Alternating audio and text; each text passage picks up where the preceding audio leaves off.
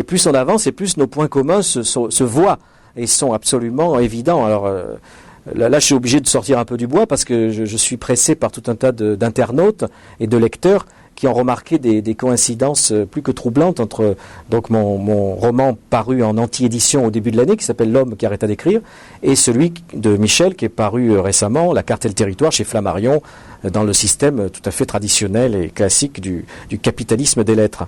Voilà, et je trouve que c'est très intéressant. Alors lui n'est pas tellement fautif de pas grand chose. Il fait son business avec sa ligne éditoriale et littéraire aussi.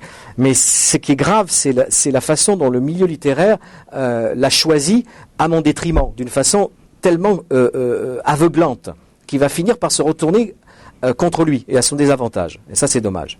Si vous regardez un entretien très soporifique qu'il a donné à un site horrible que lui évidemment il adore, qui s'appelle Sur le Ring. Alors il a commencé d'ailleurs en faisant de la lèche au site. C'est comme si moi ici je disais tout le bien que je pense de Fluctuate et que c'est vraiment un super site parce que vous voyez le petit bateau qui flotte en bas, ça s'est jamais vu et c'est super. Voilà. Alors, et les autres sont là, c'est deux gandins de la droite la plus extrême déguisée en libéralisme post-bouchiste et qui sont horribles et qui analysent d'une façon très sérieuse ce qu'a fait Michel, et lui il les roule dans la farine, ils s'en aperçoivent même pas, ils sont absolument ridicules, hein. C'est un site vraiment que je recommande pour voir tout ce qui se passe, tout ce qui est devenu justement cet esprit à force d'être anti-gauchiste et anti-68 art, on arrive à devenir vraiment des parangons de l'état d'esprit le pire qui soit sur la planète. Ils sont complètement coupés de la réalité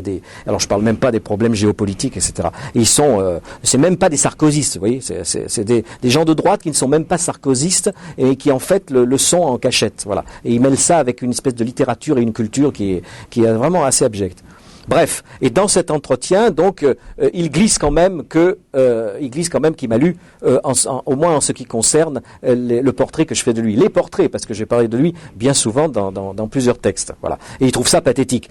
Pathétique pour qui ? Je ne me sens pas pathétique en écrivant sur Michel. Si lui, son image dans ce que j'écris apparaît comme pathétique, c'est une autre affaire. Ça, c'est vrai que bon, mais je peux le comprendre parce que si vous voulez.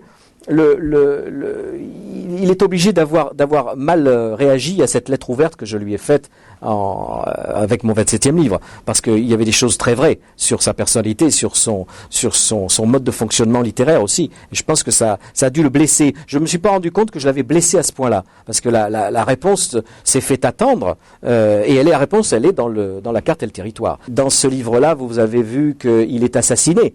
Voilà, eh bien, je l'avoue, là, ici, à Fluctuate, quasiment en direct, qui a assassiné Michel Houellebecq ? Eh bien, c'est moi.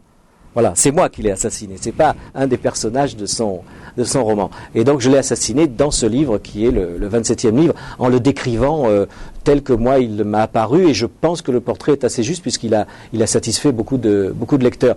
Et il a avoué lui-même, d'ailleurs, que c'est en lisant les gens qui avaient écrit sur lui, dont moi, soi-disant, en passant, qu'il s'était inspiré pour construire lui-même son personnage.